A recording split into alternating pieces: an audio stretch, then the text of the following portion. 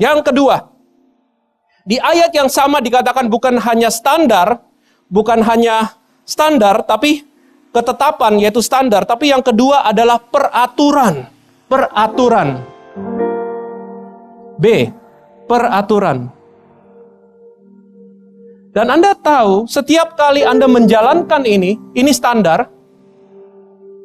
Setiap kali Anda menjalankan apa yang Tuhan perintahkan, kuasanya mengalir, excellence Anda naik.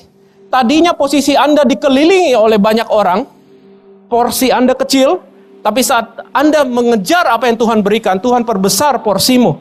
Dengan kata lain, saat Anda meningkatkan standar excellence di hadapan Tuhan, hilang.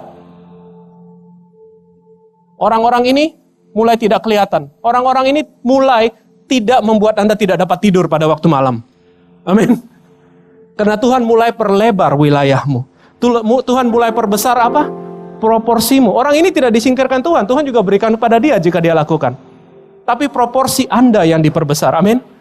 Jadi saat Anda meninggikan standar, Tuhan mulai perbesar proporsi Anda. Nah, ini yang pertama. Yang kedua, Tuhan beri peraturan. Dan apa yang terjadi pada saat Anda mulai taat akan peraturan yang Tuhan berikan? Kata peraturan di dalam bahasa aslinya adalah misfat. Misfat artinya kebiasaan, kebudayaan, tata susila, etika. Yaitu bentuk perilaku atau cara bekerja atau cara bertindak tanduk, berperilaku yang dianggap baik oleh sekelompok orang di tempat dan waktu tertentu. Dengan kata lain, Tuhan sedang bertanya kepada Anda dan saya sebagai pengusaha, sebagai karyawan dan profesional. Apakah standar nilai moral kita, etika dan perilaku kita pada saat kita bekerja, cara kita memperlakukan customer kita, cara kita memperlakukan pegawai kita, cara kita memperlakukan supplier kita. Mungkin kita baik sama langganan, karena mau nggak mau kita harus memanjakan langganan. Tapi kita jahat sama pekerja kita. Dan kita lebih jahat lagi sama supplier kita. Kalau bisa tidak bayar 3 bulan, kita undur 4 bulan. Kalau kita bisa tekan harganya 20%, kita tekan 25%. Kalau bisa kita lari sekalian, gak usah bayar sama supplier kita, vendor kita. Bagaimana cara kita, etika kita memperlakukan customer, pegawai dan vendor kita? Apakah standar kejujuran kita? Apakah standar keadilan kita dalam menjual barang atau memberi sesuatu? Apakah integritas kita di hadapan orang dan Tuhan saat kita menjalankan bisnis? Apakah kita bekerja dengan etika atau etika menurut keadaan? Etika menurut Tuhan atau etika menurut keadaan? Jadi apakah nilai-nilai atau standar aturan perilaku atau apa yang Tuhan ingin kita untuk punyai yang Alkitabiah? Bro Heru mulai menulis di bagian B ini. Amin. Anda nangkap apa yang saya katakan? Jika nangkap, lambaikan tangan Anda. Apakah ini cukup berarti bagi Anda semuanya? Amin. Beri tepuk tangan beri tepuk tangan pada Tuhan ya. Jangan semangatin saya. Anda tidak tepuk tangan pun saya akan selesaikan firman ini. Karena saya percaya Tuhan taruh ini dalam hati saya. Yang pertama, sebagai pengusaha, kita akan berusaha atau karyawan atau profesional, kita akan lakukan itu dengan hati yang beriman dan hati yang rendah hati. Beriman dan rendah hati. Beriman artinya berani, tidak takut masalah. Beriman karena apa yang dilakukan tanpa iman tidak akan menyenangkan hati Tuhan. Amin. Kita lakukan itu dengan beriman dan dengan rendah hati. Yang kedua, kita akan belajar mendelegasi dengan baik. Dengan kata lain, kita belajar mempercayakan hal-hal kepada orang lain yang layak dipercaya. Yang ketiga, kita akan tekun pada masa-masa sulit. Tekun pada masa sulit. Yang keempat, kita akan konsisten dan kita akan setia kepada komitmen yang telah kita buat. Dengan kata lain, tidak gampang ingkar janji. Barusan ini saya sedang dalam suatu negosiasi. Dan dalam negosiasi satu hal yang cukup besar untuk gereja Mawar Sharon, dan dalam negosiasi itu banyak sekali hal-hal detil yang kita harus perhatikan. Dan setiap hal detil itu harus tertulis dalam suatu bentuk dokumentasi, MOU, LOI, dan segala macam. Dan dalam setiap tahap, saya menemukan tanpa satu hal yang tertulis, sangat sulit bagi kita untuk mempertahankan persetujuan lisan yang kita pernah setujui. Dan saya tahu jika saya mengalami ini dengan orang-orang yang saya paling dekat dan orang-orang yang saya percaya, apalagi Anda yang sedang berurusan dengan orang-orang yang Anda tidak kenal sama sekali tapi hanya hubungannya dagang. Tapi kita, dari sisi kita, Tuhan menuntut kita untuk berkomitmen akan apa yang kita katakan. Amin. Oke, kemudian kita akan bertanggung jawab secara karakter dan secara bekerja keras di hadapan Tuhan. Bertanggung jawab kepada karakter dan kerja keras di hadapan semua orang. Kemudian kita akan memperlakukan customer kita, pekerja kita, employee kita, dan vendor kita dengan respect, dengan penuh hormat, dan memberi mereka dignity. Dignity itu adalah harkat dan juga integritas. Bukan hanya kita tidak tipu kepada pelanggan kita, kita juga tidak tipu pegawai kita. Amin. Banyak daripada kita tidak menipu pelanggan, tapi pegawai ditipu terus. Pegawai tidak diperlakukan dengan adil. Dan Tuhan sedang berurusan dengan nilai kita, perilaku kita yang datang daripada hati. Karena apa yang keluar di luar ini datang daripada hati. Dan Tuhan ingin perbaiki itu semuanya. Kemudian, Tuhan ingin kita melayani customer kita. Dan juga Tuhan ingin kita melayani orang yang kita pimpin. Dan Tuhan ingin kita melayani vendor kita dengan kemampuan kita yang terbaik. Dengan semangat dengan niat yang paling baik, maksud saya, dengan niat yang paling baik. Sangat luar biasa. Mereka mengadakan research. Bertanya pada sebagian besar konsumer di Amerika, dan ini data dari Amerika, tentang bagaimana nilai-nilai ini mempengaruhi keputusan seseorang untuk membeli barang dan juga keputusan seseorang untuk bekerja sama dalam bisnis. Nilai-nilai kebenaran yang saya baru ucapkan. Perilaku-perilaku ini. Pertanyaan yang pertama yang mereka tanyakan pada orang ini adalah seperti ini. Bagi Anda, apakah jenis bisnis di mana layanan pelanggan adalah faktor yang lebih penting daripada harga saat keputusan pembelian dilakukan? Jadi bagi Anda, lebih penting mana? Layanan pelanggan atau harga yang murah? Oke, jadi ternyata jawabannya bermacam-macam tergantung daripada jenis bisnis. Dan apa yang saya lihat adalah, saya nggak tahu Anda bisa lihat di situ atau enggak, tapi jika Anda lihat garis-garis yang dari payung ini, dari bawah payung ini ke atas, saya bacakan jenis bisnisnya. Yang paling tinggi yang mengatakan penting itu adalah hospitality, pelayanan atau travel. Yang kedua adalah banking. Yang kedua itu banking. Yang ketiga adalah jual makanan, food and beverage. Yang keempat adalah healthcare, pelayanan-pelayanan bersifat kesehatan. Yang kelima adalah asuransi, dan yang keenam adalah retail. Ini adalah tipe-tipe orang yang mengatakan lebih penting pelayanan customer daripada harga yang murah. Jika saya pikirkan, Anda dan saya dalam ruangan ini, ya semuanya dalam bidang itu, betul? Dengan kata lain, konsumer jika ditanya, lebih penting harganya saya jual kamu murah, atau aku memperlakukan engkau dengan baik dan dengan moral, mereka lebih pilih kita perlakukan mereka dengan baik. Yang kedua, pertanyaannya adalah ini. Seberapa pentingkah reputasi layanan pelanggan suatu perusahaan sebagai syarat Anda menjadi mitra perusahaan itu?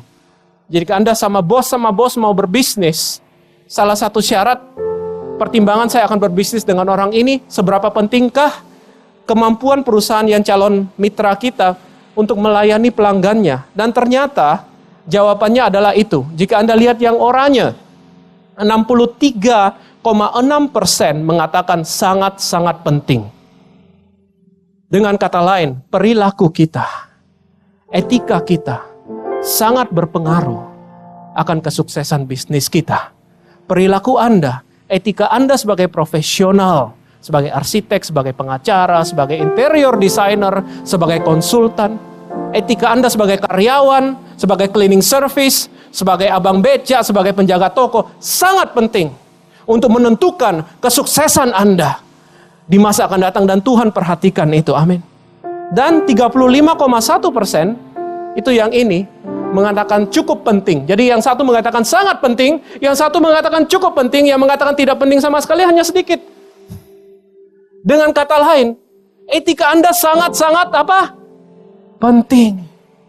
Pertanyaan ketiga, apakah faktor cara perusahaan menangani layanan keluhan pelanggan lebih penting daripada faktor harga bagi Anda untuk memutuskan menjadi pelanggan tetap? Tadi membeli, sekarang mau jadi pelanggan tetap.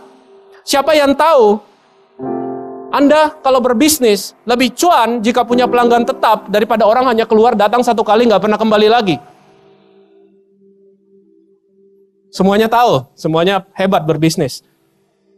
Tapi pertanyaannya, apakah yang mempengaruhi seseorang untuk menjadi pelanggan tetap? Apakah harga atau faktor pelayanan sekali lagi? Dan 63,9%, 64%, grafik selanjutnya mengatakan ya, faktor layanan keluhan pelanggan sangat-sangat penting bagi mereka, sehingga membuat mereka mau kembali untuk belanja lagi di satu perusahaan. Dan 33,5% mengatakan maybe. Jadi jika saya ambil 10% aja daripada 33%, itu sudah 75% mengatakan sangat-sangat penting cara kita memegang etika dalam melayani orang-orang yang harus kita layani dalam bisnis, dalam pekerjaan kita sebagai karyawan dan profesional. Dengan kata lain, standar dan kebiasaan dan perilaku ini itu adalah suatu harta yang jauh lebih berharga daripada barang Anda di gudang. Cara Anda melayani orang, nilai-nilai moral dan etika yang Anda punyai dalam usaha Anda, itu lebih penting daripada barang yang Anda punyai di gudang. Daripada titel Anda yang satu dinding. Karena itulah yang akan menjadi reputasi Anda. Tahukah Anda jika barang Anda dengan barang penjual yang lain semuanya mirip? Anda mungkin hanya jual merek ini, AC merek ini, dia jual AC merek itu, dia jual AC merek C, AC merek D. Barangnya hampir sama, dinginnya hampir sama. Apa yang akan membuat seorang konsumen akhirnya memilih barang Anda? Dia akan memutuskan dari hatinya, bukan dari sininya lagi. Karena secara akal tidak ada bedanya. Dan hati berurusan dengan apa? Nilai. Anda ingin bisnis Anda jadi berharga. Anda ingin fondasi Anda kuat, tahan goncangan pada waktu resesi. Bangunlah bisnis Anda dengan nilai yang kuat. Kata customer. Jika Anda pernahkah Anda pikir apa sih artinya kata customer? Customer. Kata customer sangat sederhana. Orang yang membeli custom dan standar Anda. Kita berbicara tentang custom, kebiasaan.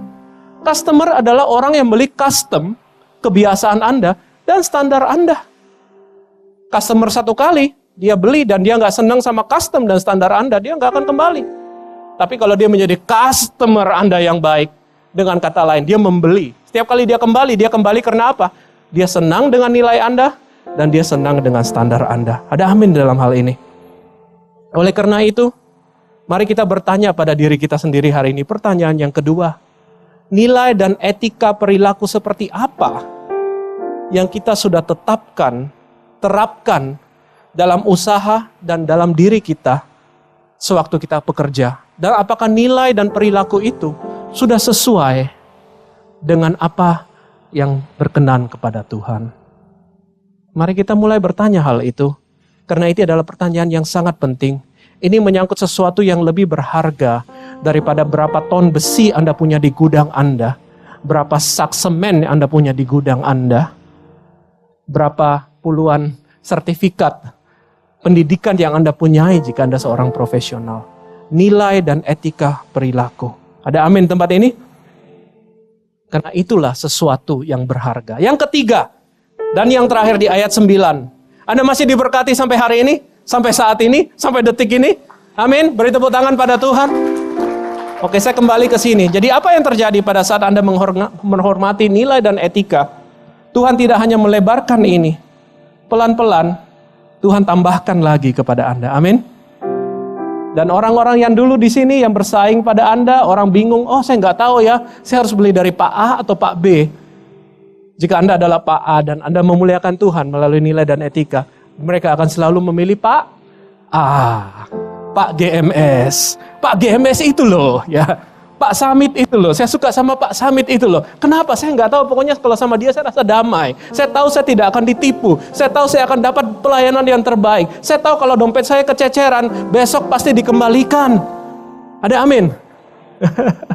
Barusan ini saya di Jepang, saya di Tokyo. Saya lagi makan pagi. Dan waktu makan pagi, tiba-tiba Pak Yusuf, karena saya menemani Pak Yusuf, pengen makan es krim green tea. Dan biasanya di tempat makan pagi tidak punya es krim green tea.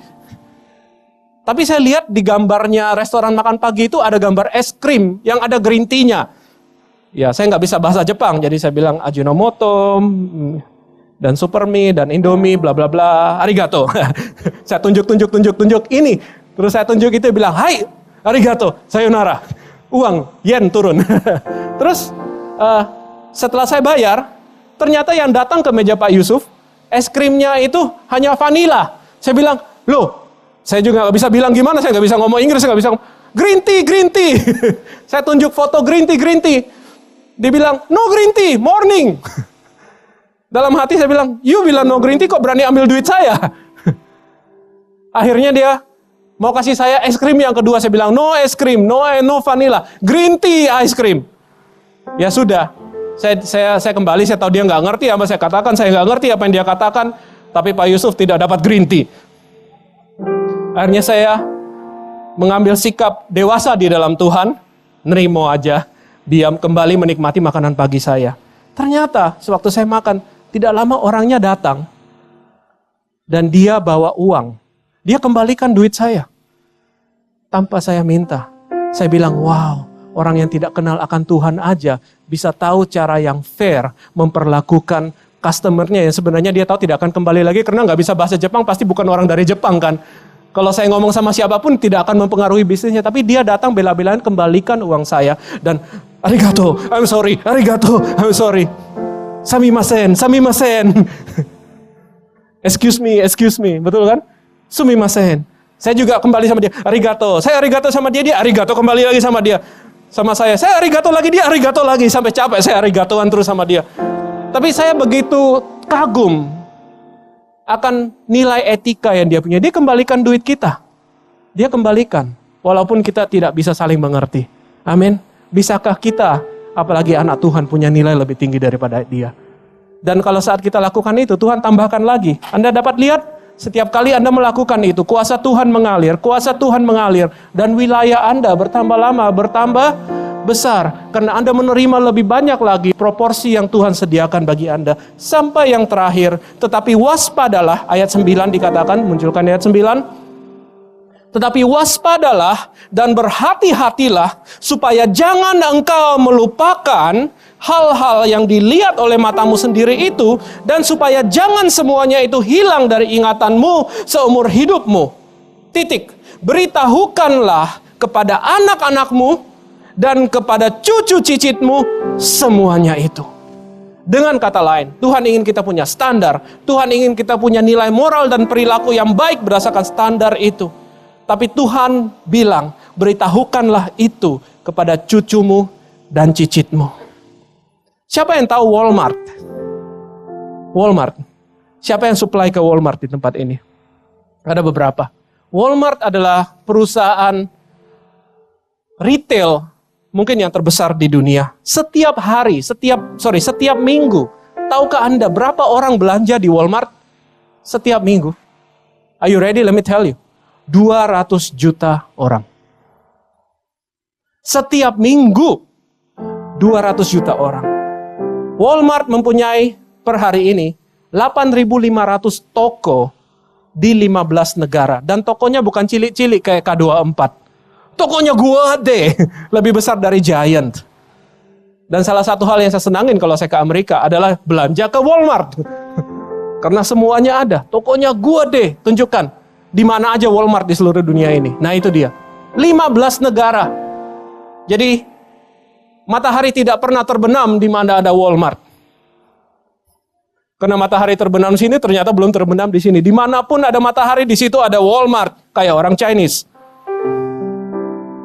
Kan mereka katakan di mana ada matahari di situ ada orang Chinese. Di mana ada matahari di situ ada Walmart. 8.500 toko di 15 negara.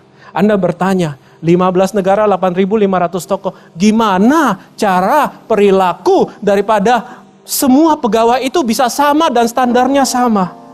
Apa rahasianya? Sam Walton, tunjukkan Sam Walton. Dia adalah founder of Walmart. Apa rahasianya si Pak Sam Walton itu? Sehingga dia dapat mengembangkan usahanya menjadi begitu besar dengan standar yang sama. Rahasianya adalah ini. Dia melatih setiap SDM dia dengan satu nilai, yaitu nilai yang dia tulis di dalam buku panduan etika pekerja Walmart. Ini adalah yang dia tulis. Saya bacakan aja. Personal dan moral integrity is one of our basic fundamental and it has to start with each of us.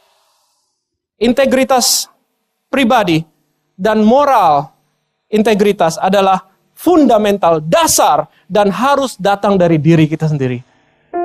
Yang saya tekankan bukanlah standar integritas dari Walmart, tapi faktanya adalah Sam Walton membuat itu menjadi nilai bagi semua orang. Dia melatih orang-orang yang dia pimpin untuk mempunyai nilai moral yang tinggi, sama seperti nilai moral yang dia punyai. Tidak heran orang yang melatih anak buahnya untuk takut akan Tuhan, dipercayakan Tuhan dengan begitu banyak toko di seluruh dunia ini. Amin. Pertanyaan saya, siapakah anak-anak Anda? Jika Anda adalah pemilik toko, Anda pemilik kedai, siapakah anak-anak Anda? Jika Anda adalah profesional, Anda adalah karyawan, siapakah anak-anak Anda? Ingin ku katakan pada engkau, anak-anak Anda adalah direktur-direktur yang kerja sama Anda. Anak-anak Anda adalah manajer-manajer yang kerja di bawah Anda. Anak-anak Anda adalah supervisor-supervisor yang kerja di bawah Anda. Adalah staff-staff yang kerja di bawah Anda, karyawan-karyawan. Dan jika Anda adalah profesional karyawan, anak-anak Anda adalah kolega-kolega Anda. Pernahkah Anda mulai memikirkan tentang hal itu di tempat di mana Anda kerja? Tuhan, aku ingin melayani Engkau. Tapi tidak semua orang bisa interview seperti Pak Ayung. Tapi Tuhan berkata, ajarilah anak-anakmu akan nilai-nilaiku. Siapa anak-anak Anda? Orang-orang yang Anda pimpin. Amin. Anda menabur kebenaran, Anda akan menuai kebenaran. Jika Anda berpikir, kok pegawai saya nyolong terus? Karena Anda tidak pernah taburi kebenaran itu. Anda taburi dia kebenaran, Anda akan menuai kebenaran. Amen. Anda taburi cara Anda nyolong dari perusahaan lain, dia juga pintar nyolong dari Anda. And you know what? Anda ingin mempunyai pegawai yang memberkati Anda taburi dia berkat. Dia akan memberkati Anda akan menuai berkat. Jika Anda tabur gaji, Anda hanya akan menuai ceklok. Tapi jika Anda tabur di atas gaji kebaikan dan kemurahan dan kasih dan Anda muridkan dia sebagai seorang anak, maka Anda akan menuai orang-orang yang luar biasa yang Tuhan pakai memperbesar berkat yang diberikan pada engkau. Amin. Jadi itulah hal yang ketiga. Saya tidak sempat ini karena waktu sudah habis. Tapi jika Anda menabur itu dan Anda melakukan dan Anda melatih orang-orang Anda dan Anda respect kepada mereka, Tuhan akan menambahkan lagi area Anda. Dengan kata lain, jika tadi waktu Anda mulai berusaha dan Anda belum sesuai dengan rencana Tuhan dalam hidupmu, pada saat Anda menggunakan standar yang excellent di hadapan Tuhan, Tuhan perbesar usahamu. Pada saat Anda mulai menerapkan tingkah laku perilaku yang takut akan Tuhan di dalam usahamu, Tuhan perbesar. Pada saat Anda mulai memuridkan, membagikan berkat bahkan. Satu hal yang saya tulis di sini sangat penting saya harus bacakan pada Anda. Jika Anda tidak menghargai orang yang Anda pimpin, yaitu anak-anak Anda, jangan harap mereka bisa mewakili Anda untuk menghargai Anda punya customer yang begitu berharga. Customer perlu dihargai kan? Tapi jika Anda tidak menghargai orang-orang yang Anda pimpin, jangan harap mereka dapat melayani dengan menghargai orang-orang yang seharusnya Anda pentingkan untuk dihargai. Anda harus menghargai mereka sehingga mereka pun dapat menghargai orang lain. Bila anak Anda, orang-orang Anda pimpin, Anda tidak kasihi mereka, Anda tidak beri mereka kesempatan untuk maju, jangan harap mimpi di siang bolong, Tuhan mempercayakan Anda usaha yang besar yang dapat merubah dunia. Karena mempercayai hal sedikit pun Anda tidak mau. Melihat orang itu maju sedikit pun Anda tidak berani. Menaikkan gajinya sedikit pun Anda tidak mau. Dengan orang yang seperti itu, Anda menabur gaji, Anda menerima cekok. Amin. Tuhan ingin Anda belajar menabur, dan pada saat Anda menabur, Sam Walton menjadi Sam Walton seluruh dunia. Dari perusahaan kecil dengan 20 pegawai menjadi satu perusahaan dengan jutaan pegawai. Karena hal yang sama telah ditabur berulang-ulang. Dan Tuhan memperbesar semuanya ini. Amin. Dengan kata lain, pada saat Anda melakukan standar yang excellent, yang tinggi, dan pada saat Anda menerapkan suatu nilai yang luhur, pada saat Anda melatih pegawai Anda untuk masuk dalam hal nilai-nilai tersebut, A tambah B tambah C, istilahnya dalam bidang strategic management dan dalam marketing adalah competitive advantage. Competitive advantage. Is it okay saya agak overtime? Ya, 2 menit lagi. Pernahkah Anda belajar atau mendengarkan kata ini, competitive advantage? Competitive advantage adalah kemampuan perusahaan Anda atau kemampuan Anda untuk berkompetisi dengan sedemikian rupa yang tidak dapat disamai oleh orang lain. Dengan kata lain, Anda menjadi unik. Anda menjadi spesial, Anda menjadi persis apa yang kita baca dalam firman Tuhan. Siapakah orang ini yang luar biasa itu, yang Tuhan mempunyai Tuhan yang begitu dekat kepada dia. Ada amin. Dengan kata lain, A ini yang berbicara tentang standar, ini berbicara tentang, gambar saya mana? Hampir selesai. Oke, ini berbicara tentang menjual barang, dengan kita dapat menjual barang dengan ekonomik, harga yang ekonomis, tapi kualitas yang excellent. Karena apa? Kita mempunyai standar yang tinggi, amin. Kita dapat menjual dengan harga ekonomis, tapi kualitas yang terbaik. Dengan kata lain, kita akan menjadi perusahaan yang mempunyai profit yang sehat. Kedua, kita mempunyai nilai-nilai yang luhur. Kita mempunyai nilai-nilai yang diberkati oleh Tuhan. Dan kita melatih orang-orang kita dalam nilai itu. Membuat perusahaan kita menjadi perusahaan yang apa? Unik. Unik. Karena seperti yang kita lihat pada awalnya, semua orang jual AC. Apa yang dapat membedakan? Semua orang juga kontraktor. Gimana orang milih Anda? Anda harus punya keunikan, dan keunikan itu dibuat pada saat Anda mempunyai nilai yang benar, takut akan Tuhan dan memuliakan Tuhan, dan Anda latih orang-orang Anda di dalam nilai itu. Anda mempunyai nilai yang unik, dan perusahaan Anda menjadi berharga di mata orang-orang.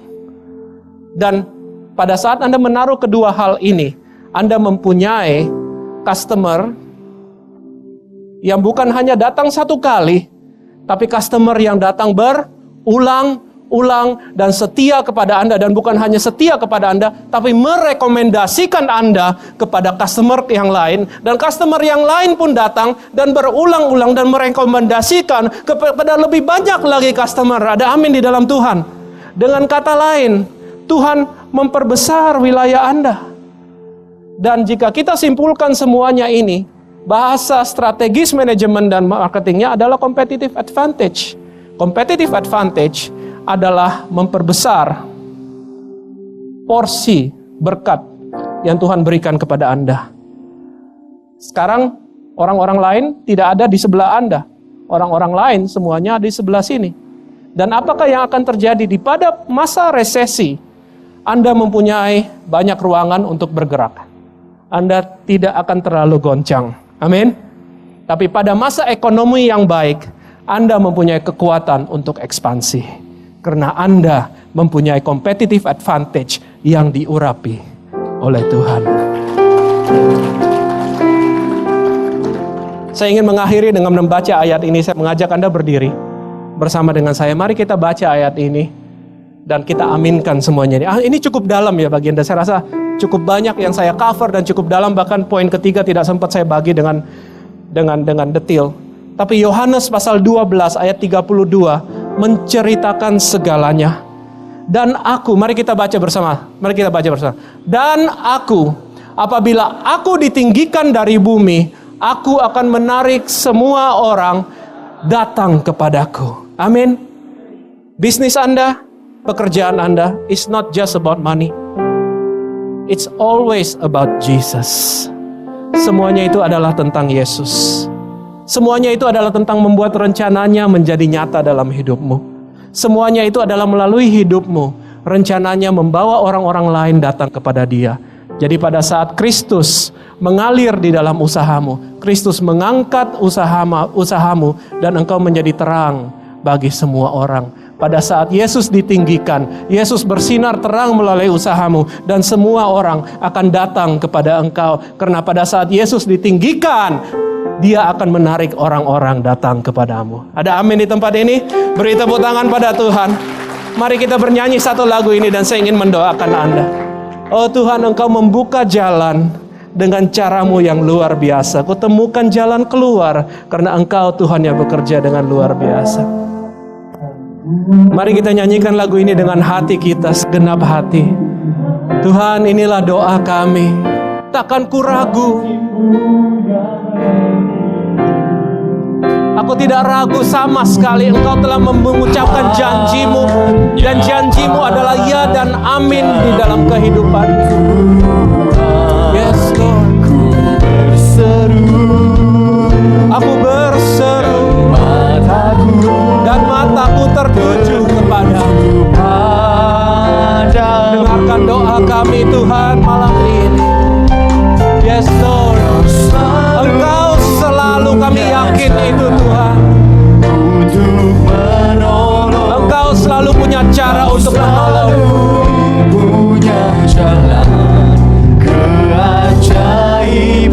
Engkau akan lakukan keajaiban Tuhan saat kami berjalan dalam takut akan Engkau. Dan aku tenang di dalam cara-Mu. Saat ini saya ingin bertanya beberapa pertanyaan kepada Anda sebelum saya menutup dengan doa.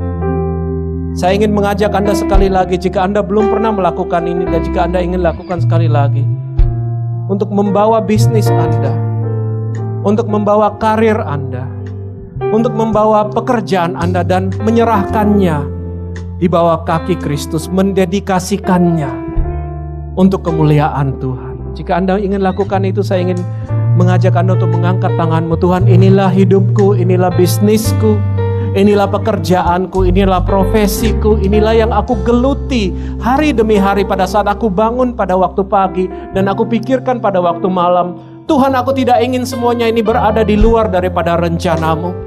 Tuhan, aku ingin membawa semuanya ini dan menaruhnya di bawah kakimu dan menjadikannya milikmu, sehingga pada saat aku memikirkan tentang usaha ini, aku sedang memikirkan rencanamu dalam hidupku.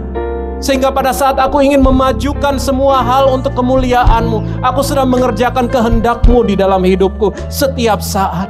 Sehingga kerajaanmu tidak hanya datang padaku di waktu aku ke gereja, tapi kerajaanmu datang padaku setiap hari aku duduk di kursi kantorku. Setiap kali aku duduk bertemu dengan klien-klienku, customer-customerku, setiap toko yang aku buka, setiap usaha yang aku rintis, kerajaanmu pun ada di situ. Kami menyerahkan hal semuanya yang kami kerjakan dalam tangan-Mu Tuhan. Biarlah kami takut akan Engkau di dalam semuanya itu. Biarlah kami mendengarkan perintah-perintah-Mu, standar-standar yang Engkau ingin kami capai secara excellent. Kami tidak melihat lagi itu dengan mata yang sebelah, tapi kami serius ingin memberikan dan melakukan yang terbaik kepada-Mu melalui apa yang kami lakukan di dalam bisnis kami. Biar kami mengadopsi Roh Kudus yang memampukan kita dengan urapan dari surga untuk melakukan kebenaran dari setiap tindakan bisnis kami. dalam setiap dealing kami dengan orang-orang sekeliling kami, dengan langganan kami, dengan supplier kami, dengan pekerja kami, bahkan dengan keluarga kami, dengan orang-orang yang berhubungan dengan bisnis kami. Kami berdoa urapan-Mu yang luar biasa sehingga kami dapat bersinar seperti Engkau bersinar, Tuhan. Dan izinkan kami mempunyai hati mengasihi sesama kami, sehingga orang-orang yang kami pimpin dapat mendapatkan berkat pada saat mereka bekerja dengan kami. Karena kami tahu saat kami menyalurkan berkat yang Engkau berikan kepada kami, Engkau berikan kami 2 kali lipat, Engkau berikan 3 kali lipat, dan kami akan salurkan itu, dan Engkau akan tambahkan lagi. Karena Engkau Tuhan yang baik dalam hidup kami. Dan ajar kami untuk menjadi tuan-tuan, untuk menjadi orang-orang, pemimpin-pemimpin, pekerja-pekerja, karyawan profesional yang baik, yang tahu mengasihi orang-orang di sekeliling kami. Tuhan, inilah kami bawa semuanya itu ke dalam tangan-Mu. Hamba lihat setiap tangan terangkat, urapi mereka. Urapi dengan rencana-Mu yang terbaik. Buat setiap daripada pengusaha tempat ini menjadi pengusaha-pengusaha yang unggul di dalam setiap bidang mereka masing-masing.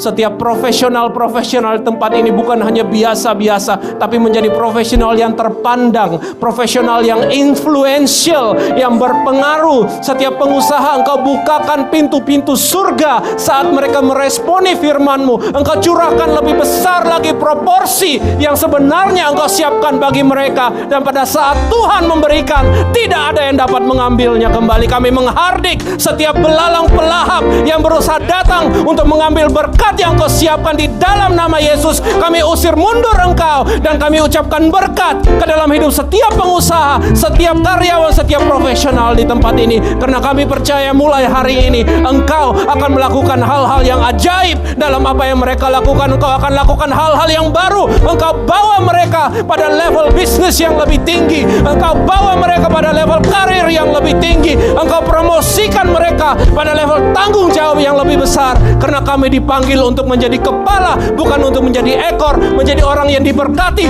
bukan orang yang meminta-minta. Kami akan memberikan pinjaman, bukan mencari pinjaman. Di dalam nama Yesus, kami percaya semuanya itu. Kami serahkan semuanya.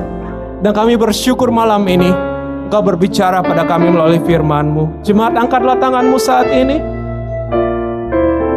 Jika engkau berkomitmen dalam segala itu dalam Tuhan, dan angkatlah tanganmu, terimalah berkat daripada Allah Bapa.